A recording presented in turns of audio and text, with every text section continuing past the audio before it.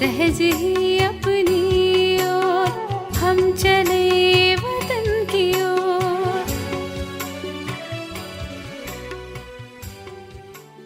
ஓம் சாந்தி 10-12-1978 அவ்யக்த பாப்தாதா மதுபன். வாணியின் தலைப்பு: விஸ்தாரத்தை பார்க்காமல் சாரம் அதாவது பிந்துவை பாருங்கள்.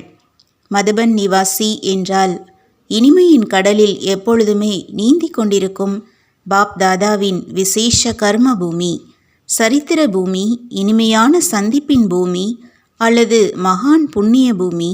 அந்த மாதிரி பூமியில் நிரந்தரமாக வசிப்போர் எவ்வளவு மகான் ஆத்மாக்களாக இருப்பார்கள்.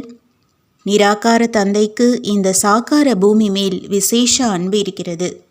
அந்த பூமியில் வசிப்பவர்கள் தன்னையும் எப்பொழுதும் அதே மாதிரி அனுபவம் செய்கிறார்களா?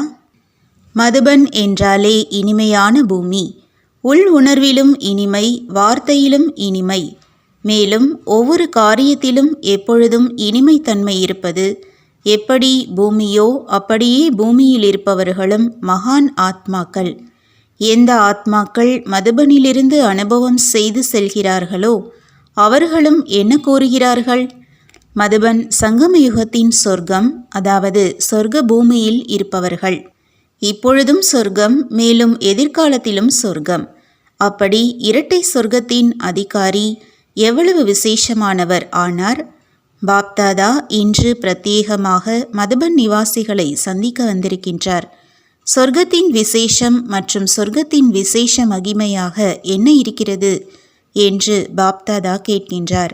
சொர்க்கத்தின் விசேஷ மகிமையானது எப்பொழுதும் நிரம்பிய, அதாவது பிராப்தி இல்லை என்ற பொருள் சொர்க்கத்தின் கஜானாவில் இல்லை.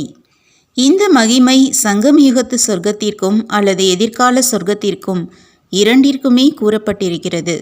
அப்படி மதுபன் நிவாசி என்றால் சங்கமயுக சொர்க்கத்தில் வசிப்பவர். அந்த மாதிரி நிரம்பிய நிலையின் அனுபவம் செய்கிறீர்களா? அதன் மூலம் நான் எப்பொழுதுமே திருப்தியாக இருக்கும் ஆத்மா என்ற உணர்வு ஏற்படுகிறதா? எப்படி ஆசை என்றால் என்னவென்று அறியாத நிலையின் சம்ஸ்காரம் எதிர்கால சொர்க்கத்தில் இயற்கையாகவே இருக்கும். அதேபோல் மதுபன் நிவாசிகளுக்கு இந்த இயற்கையான சம்ஸ்காரம் இருக்கின்றதா?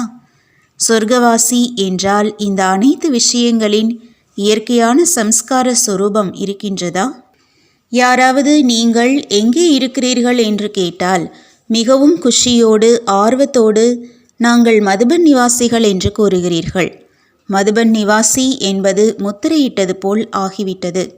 கூடவே எப்படி ஸ்தானமோ அப்படி மனநிலையின் முத்திரையும் இருக்கும் இல்லையா?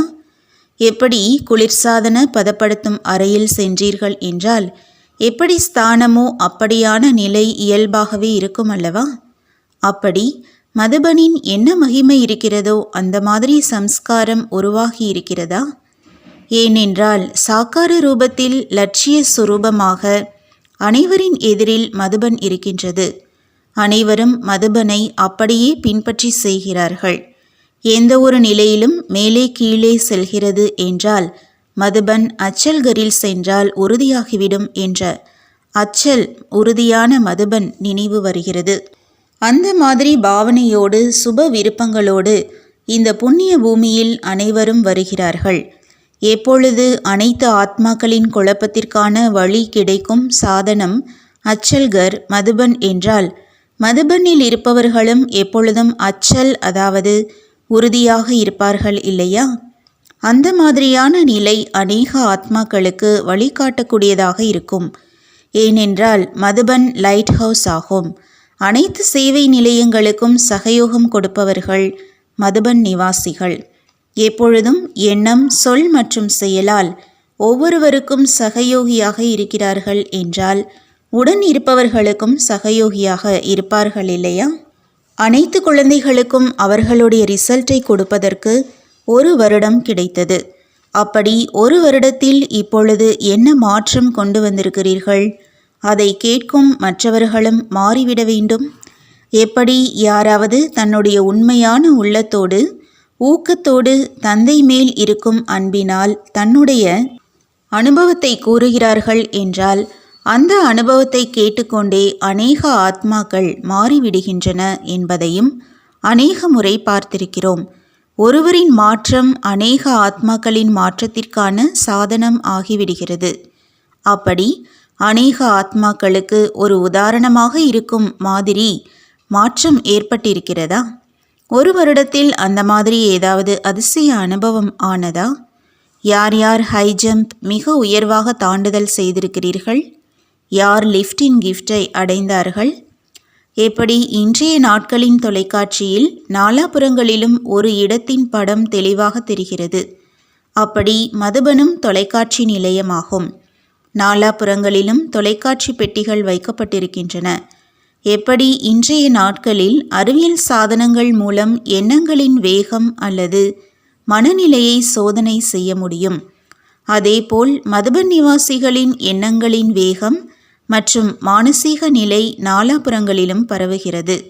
எனவே ஒவ்வொரு எண்ணத்தின் மேலும் கவனம் இருக்கட்டும். இதில் அலட்சியம் இருக்க வேண்டாம். மதுபன் நிவாசி மதுபனில் அமர்ந்து கொண்டும் ஏதாவது விதமான விசேஷ எண்ணம் மூலமாக அலைகளை பரப்ப விரும்புகிறார் என்றால் இங்கே ஒரு இடத்தில் அமர்ந்து கொண்டே நாலாபுறங்களிலும் பரப்ப முடியும். எப்படி ஸ்தூல பொருளின் மனம் நாலாபுறங்களிலும் தானாகவே பரவிவிடுகிறது. அதேபோல் இந்த அலைகள் எண்ணம் மூலமாக நாலாபுறங்களிலும் இயல்பாகவே பரவிவிட வேண்டும். மதுபன் நிவாசிகளுக்கு இது விசேஷ சேவையாகும். எப்படி மதுபனில் விசேஷ பட்டி செய்கிறீர்கள் என்றால் அலைகள் நாலாபுறங்களிலும் சென்றடைகிறது தான் இல்லையா? கடிதங்கள் மூலமாக செய்தி கொடுக்காவிட்டாலும் கூட, ஆனால் மதுபனின் சூக்ஷ்ம வைப்ரேஷன் மூலமாக சுலபமாகவே நாலாபுறங்களிலும் பரவ முடியும். காரிய விவகாரங்கள் இருக்கின்றன. காரியம் மூலமாக கர்மனா சேவை செய்கிறீர்கள். ஆனால் அதன் கூடவே மனதால் செய்யும் சேவைக்கும் பொறுப்பு இருக்கிறதா? பாப்தாதாவோ இந்த வருடத்தின் ரிசல்ட்டை பார்ப்பதற்காக வந்திருக்கிறார் இல்லையா? யார் எப்பொழுதுமே உடன் இருக்கின்றாரோ அவர் மதிப்போடு எவ்வளவு தேர்ச்சி பெற்றிருக்கின்றார்? யார் மகான் ஆத்மாக்களுடன் இருக்கிறார்கள், சாக்காரத்திலும் அருகில் மற்றும் ஸ்தானமும் மகான் என்றால் அந்த மாதிரியான ஆத்மாக்களின் பிராப்தியாக என்ன உருவாகும்? சாஸ்திரங்களிலும் மதுபனின் மகிமையை விசேஷமாக வர்ணித்திருக்கிறார்கள். அப்படி மதுபன் நிவாசி ஒவ்வொரு விஷயத்திலும் விசேஷ ஆத்மாக்கள், ஒவ்வொரு நேரமும் ஏதாவது விசேஷத்தை காண்பிப்பவர்கள். எந்த குரூப் வந்தாலும் மதுபன் நிவாசிகளின் விசேஷமாக மதுபன் சொர்க்கத்தில் ஒவ்வொரு ஆத்மாவும் எப்பொழுதும் திருப்தியான நிரம்பிய ஆத்மாவாக இருந்தது என்று அனுபவம் செய்யட்டும். இதற்கான ஆதாரமானது எப்பொழுதும் நமக்கு வள்ளலின் குழந்தையாகி அனைத்து ஆத்மாக்களுக்கு கொடுக்க வேண்டுமே அன்றி பெறக்கூடாது என்ற ஒரு லட்சியம் இருக்க வேண்டும். இவர் செய்தார் என்றால் நான் செய்வேன் என்று அப்படி இருக்கக்கூடாது. ஒவ்வொருவரும் கொடுக்க வேண்டும் என்ற பாவனை வையுங்கள். அனைவரும் கொடுப்பவர்கள் என்றால் நிரம்பிய ஆத்மாக்களாகி விடுவீர்கள். நிரம்பியவர்களாக இல்லை என்றாலும் கொடுக்கவும் முடியாது. அப்படி யார் நிரம்பிய ஆத்மாவாக இருப்பாரோ அவர் எப்பொழுதும் அவசியம் திருப்தியான ஆத்மாவாக இருப்பார். நான் கொடுக்கக்கூடிய வள்ளலின் குழந்தையாவேன். கொடுப்பதுதான் பெறுவதாகும். எவ்வளவு கொடுப்பீர்களோ அதே அளவு பெறுவீர்கள். நடைமுறையில் பெறுபவர்களாக இன்றி கொடுப்பவர்களாக ஆக வேண்டும். கொடுக்கும் தன்மையின் பாவனை எப்பொழுதும் தடையற்ற ஆசை என்றால் என்னவென்று அறியாத நிலையின் அனுபவத்தை செய்விக்கின்றது. எப்பொழுதும் ஒரே லட்சியத்தின் பக்கம் பார்வை இருக்கட்டும். அந்த லட்சியம் பிந்து. ஒரு லட்சியம் என்றால் எப்பொழுதும் பிந்துவின் பக்கம் பார்ப்பவர். மற்ற எந்த விஷயத்தையும் பார்த்தும் பார்க்காமல் இருக்க வேண்டும். பார்வை ஒரு பிந்துவின் பக்கம் மட்டுமே இருக்கட்டும். எப்படி நினைவு சின்னத்திலும் அர்ஜுனனுக்கு மீனின் பக்கம் பார்வை இருக்கவில்லை, ஆனால் கண்ணிலும் கூட பிந்துவில் இருந்தது என்று காண்பிக்கிறார்கள். அப்படி மீன் விஸ்தாரமாகும், மேலும் பிந்து சாரமாகும். அப்படி விஸ்தாரத்தை பார்க்கவில்லை, ஆனால் சாரம், அதாவது ஒரு பிந்துவை பார்த்தார். இதே விதமாக ஒருவேளை ஏதாவது ஒரு விஷயத்தின் விஸ்தாரத்தை பார்த்தீர்கள் என்றால் தடைகளில் வருகிறீர்கள். மேலும் சாரம், அதாவது ஒரு பிந்து ரூப நிலை உருவாகிவிடுகிறது என்றால் முற்றுப்புள்ளி, அதாவது பிந்து இடப்பட்டு விடுகிறது. காரியத்திலும் முற்றுப்புள்ளி, அதாவது பிந்து, எண்ணத்தில் கூட பிந்து, அதாவது விதை ரூப நிலை ஆகிவிடும். இந்த விசேஷ பயிற்சியை செய்யுங்கள். விஸ்தாரத்தை பார்த்தும் பார்க்க வேண்டாம், கேட்டும் கேட்க வேண்டாம் என்ற இந்த பயிற்சி இப்பொழுதிலிருந்தே செய்ய வேண்டும். அப்பொழுதுதான் இறுதி நேரத்தில் எப்பொழுது நாலாபுறங்களிலும் குழப்பத்தின் மிக துக்கம் நிரம்பிய ஓசை இருக்குமோ, மிக பயங்கரமான காட்சிகள் இருக்குமோ, அதில் பாஸ் ஆக முடியும். இப்பொழுதைய விஷயங்களோ அதை ஒப்பிடும் பொழுது ஒன்றுமே இல்லை. ஒருவேளை இப்பொழுதிலிருந்தே பார்த்து கொண்டும் பார்க்காமல் இருப்பது, கேட்டுக்கொண்டும் கேட்காமல் இருப்பது என்ற இந்த பயிற்சி இல்லை என்றால் இறுதியில் அந்த பயங்கரமான காட்சியை பார்த்து ஒரு வினாடியின் பரீட்சையில் நிரந்தரமாக தோல்வியடையும் மதிப்பெண்கள் கிடைத்துவிடும். எனவே இந்த விசேஷ பயிற்சி தேவைப்படுகிறது.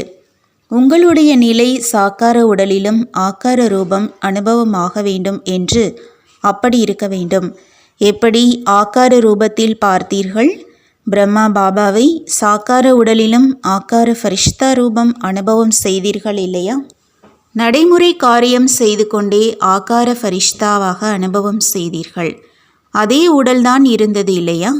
ஆனால் ஸ்தூல உடலின் உணர்வு அகன்றுவிட்ட காரணத்தினால் ஸ்தூல உடல் இருந்த போதிலும் ஆகார ரூபத்தை அனுபவம் செய்தீர்கள். அந்த மாதிரியான பயிற்சி உங்கள் அனைவருக்கும் இருக்கட்டும். கர்மேந்திரியங்கள் மூலமாக காரியங்கள் நடந்து கொண்டே இருக்கட்டும். ஆனால் மனசக்தி மூலமாக வாயுமண்டலம் சக்திசாலியான அன்பு நிரம்பிய அனைவரின் சகயோகத்தின் அலைகள் பரப்பப்பட்டதாக இருக்க வேண்டும். எந்த இடத்திற்கு சென்றாலும் இந்த ஃபரிஷ்தா ரூபம் தென்படட்டும். காரியம் செய்து கொண்டிருக்கிறீர்கள், ஆனால் ஒரே நேரத்தில் காரியம் மற்றும் மனநிலை இரண்டின் சேவையின் சமநிலை இருக்கட்டும். எப்படி தொடக்க காலத்தில் செய்யும் காரியம் மிகவும் சாதாரணமாக இருந்தாலும் மனநிலை அந்த மாதிரி மகானாக இருக்கட்டும். அதன் மூலமாக சாதாரண காரியம் செய்து கொண்டிருந்தாலும் காட்சியளிக்கும் மூர்த்தியாக தென்பட வேண்டும் என்று பயிற்சி செய்விக்கப்பட்டது. எந்த ஒரு ஸ்தூல காரியம், வண்ணான் துறை காரியமானாலும், அல்லது வீட்டை சுத்தம் செய்யும் காரியம் செய்து கொண்டிருக்கிறீர்கள், அல்லது சமையலறையின் காரியம் செய்து கொண்டிருக்கிறீர்கள் என்றாலும் மனநிலை மகானாக இருக்கட்டும். அந்த மாதிரி நேரமும் நடைமுறையில் வரும். பார்ப்பவர்களும் இவ்வளவு ஃபரிஷ்தா ரூபத்தில் இருக்கும் மகான் ஆத்மாக்கள் மேலும் என்ன காரியம் செய்து கொண்டிருக்கிறார்கள் என்ற இந்த வர்ணனையைத்தான் செய்வார்கள். செய்யும் காரியம் சாதாரணம், ஆனால் மனநிலையோ மிக உயர்ந்தது. எப்படி சத்யுக ராஜ குடும்பத்தில் வரும் ஆத்மாக்கள் வந்தார்கள் என்றால் அவர்கள் எதிர்காலத்தின் ரூபத்தை நடைமுறையில் பார்த்து இவ்வளவு பெரிய மகாராஜாக்கள் மேலும் என்ன காரியம் செய்து கொண்டிருக்கிறார்கள் என்று ஆச்சரியம் அடைந்தார்கள். உலகிற்கே மகாராஜா, மேலும் உணவை சமைத்து கொண்டிருக்கிறார். அதே போலவே வரக்கூடிய ஆத்மாக்கள் எங்களுடைய இவ்வளவு உயர்ந்த இஷ்ட தேவதைகள், மேலும் இந்த காரியம் செய்து கொண்டிருக்கிறார்கள் என்று வர்ணனை செய்வார்கள். போகும்போதும் வரும்போதும் இஷ்ட தேவதை அல்லது தேவியின் சாட்சாத்காரம் தெளிவாக தென்படட்டும். இறுதியில் பூஜ்ய சுரூபத்தை பிரத்யட்சமாக பார்க்க தொடங்குவார்கள். ஃபரிஷ்தா ரூபம் பிரத்யட்சமாக தென்பட தொடங்கும். எப்படி அர்ஜுனனின் சென்ற கல்பத்தின் வர்ணனையும் இருக்கிறது. சாதாரண நண்பன் ரூபத்தையும் பார்த்தார். ஆனால் உண்மையான ரூபத்தின் சாட்சாத்காரம் செய்வித்த பிறகு நீங்கள் யார் என்று மகிமையும் செய்தார். இவ்வளவு உயர்ந்தவர், மேலும் இந்த சாதாரண தோழனின் ரூபம். இதேபோல் வரும்போதும் செல்லும் போதும் உங்களுடைய சாட்சாத்காரமும் ஏற்படும். திவ்ய திருஷ்டியில் சென்று பார்ப்பது என்பது வேறு விஷயமாகும். எப்படி தொடக்க காலத்தில் வரும்போதும் போகும்போதும் பார்த்து கொண்டே இருந்தீர்கள், இது தியானத்தில் சென்று பார்ப்பதின் விஷயம் இல்லை. எப்படி ஒரு சாக்கார பாபா தொடக்கத்தில் அனுபவம் செய்தார், அதேபோல் இறுதியிலும் அனைவருக்கும் சாட்சாத்காரம் ஏற்படும். இந்த சாதாரண ரூபம் மறைந்துவிடும். ஃபரிஷ்தா ரூபம் அல்லது பூஜ்ய ரூபத்தை பார்ப்பார்கள். எப்படி தொடக்கத்தில் ஆகாரி பிரம்மா மற்றும் ஸ்ரீ கிருஷ்ணனின் சாட்சாத்காரம் சேர்ந்தே தென்பட்டது, அதேபோல் இப்பொழுதும் இந்த சாதாரண ரூபத்தை பார்த்து கொண்டிருந்தாலும் தென்பட வேண்டாம். உங்களுடைய பூஜைக்குரிய தேவி அல்லது தேவதை ரூபம் அல்லது ஃபரிஷ்தா ரூபத்தை பார்க்கட்டும். ஆனால் எப்பொழுது உங்கள் அனைவரின் முயற்சியாக பார்த்து கொண்டும் பார்க்காமல் இருப்பதாக இருக்குமோ அப்பொழுதுதான் ஏற்படும். அநேக ஆத்மாக்களுக்கும் மகான் ஆத்மாக்கள் உங்களுடைய சாதாரண ரூபத்தை பார்த்து கொண்டிருந்தாலும் தென்படாது. கண்கள் திறந்திருக்கும் பொழுதே ஒரு நொடியில் காட்சிகள் கிடைக்கும். அந்த மாதிரி நிலையை உருவாக்குவதற்காக பார்த்தும் பார்க்காதீர்கள், கேட்டும் கேட்காதீர்கள் என்ற விசேஷ பயிற்சி செய்ய வேண்டும் என்று கூறினோம். ஒரு விஷயத்தை மட்டும் கேளுங்கள், மேலும் ஒரு பிந்துவை மட்டும் பாருங்கள். விஸ்தாரத்தை பார்க்காமல் ஒரு சாரத்தை பாருங்கள். விஸ்தாரத்தை கேட்காமல் எப்பொழுதும் சாரத்தை மட்டுமே கேளுங்கள். அப்பொழுது இந்த மதுபன் மந்திர சக்தி நிறைந்த நகரம் ஆகிவிடும். அப்படி மதுபனின் மகத்துவம், அதாவது மதுபன் நிவாசிகளின் மகத்துவத்தை கேட்டீர்களா? நல்லது. மதுபனின் சகோதரிகளுடன். மதுபனின் சக்தி சேனை என்றால் விசேஷ ஆத்மாக்களின் சேனை. ஒவ்வொருவரும் தன்னுடைய விசேஷத்தை நல்ல முறையில் தெரிந்திருக்கிறீர்களா? விசேஷத்தின் காரணமாகத்தான் விசேஷ பூமியின் நிவாசியாக ஆகியிருக்கிறீர்கள். இந்த குஷி இருக்கின்றதா? பழைய கணக்கோ ஒவ்வொருவரின் அவரவர்களுடையது இருக்கின்றது. அது முடிந்து கொண்டும் இருக்கிறது. ஆனால் கூடவே நாடகத்தின்படி ஏதாவது விசேஷமும் இருக்கிறது. அந்த காரணத்தினால் விசேஷ பங்கு கிடைத்திருக்கிறது. எப்பொழுதும் புண்ணிய பூமி மற்றும் உயர்ந்த ஆத்மாக்களின் தொடர்பின் விசேஷ பங்கு. இது ஒன்றும் குறைந்த பாக்கியமே இல்லை. கோவிலின் ஜட விக்கிரகங்களின் பூஜாரி கூட தன்னை எவ்வளவு மகான் என்று நினைக்கின்றார். அவரோ பூஜாரிதான், ஆனால் போதை எவ்வளவு இருக்கிறது? ஏனென்றால் மூர்த்தியின் நெருங்கிய சம்பந்தமுடையவர் என்று நினைக்கிறார். அப்படி ஜட விக்கிரகங்களின் பூஜாரி கூட இவ்வளவு போதை வைக்கின்றார். இங்கோ பூஜாரிக்கான விஷயம் இல்லை.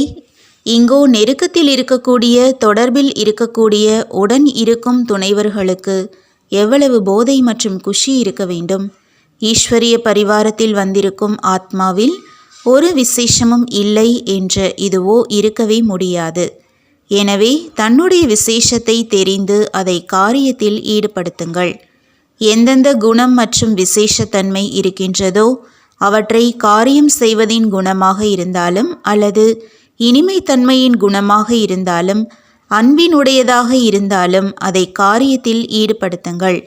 எப்படி இரும்பு பாரஸ் என்ற உலோகத்தோடு இணைவதினால் பாரஸ், அதாவது தங்கமாகிவிடுகிறது, அதேபோல் ஒரு குணம் அல்லது விசேஷத்தை சேவையில் ஈடுபடுத்துவதினால் சேவையின் பலன் 1,00,000 மடங்கு கிடைப்பதினால் அந்த ஒரு விசேஷம் அநேக நேரத்தின் பலன் கொடுப்பதற்கு தகுதியானதாக ஆகிவிடுகிறது.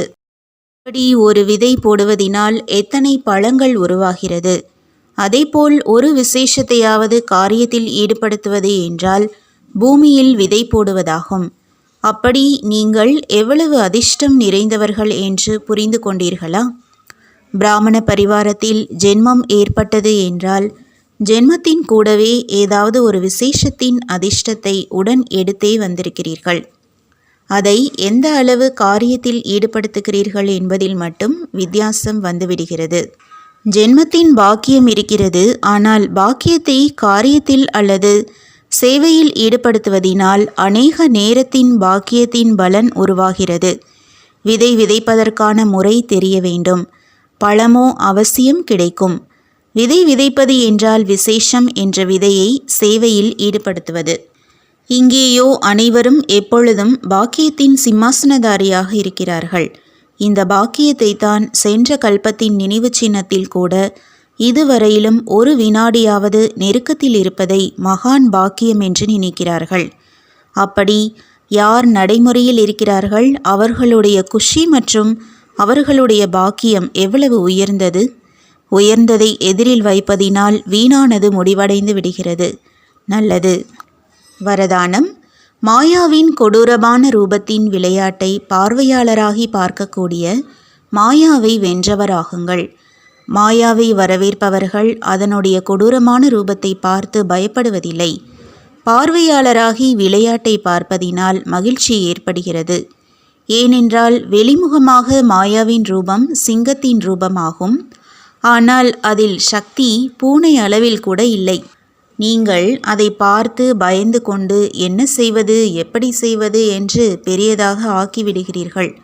ஆனால் என்ன நடந்து கொண்டிருக்கிறதோ அது நல்லது, மேலும் என்ன நடக்கப் போகிறதோ அது இன்னும் நல்லதாகவே இருக்கும் என்ற இந்த பாடத்தை நினைவு வைத்துக் கொள்ளுங்கள். பார்வையாளராகி விளையாட்டை பார்த்தீர்கள் என்றால் மாயாவை வென்றவராகிவிடுவீர்கள். ஸ்லோகன்: யார் சகித்து கொள்பவராக இருப்பாரோ அவர் யாருடைய பாவ சுபாவத்தில் வெந்து போவதில்லை. வீணான விஷயங்களை ஒரு காதில் வாங்கி இன்னொரு காதில் விட்டுவிடுவார். ஓம் சாந்தி.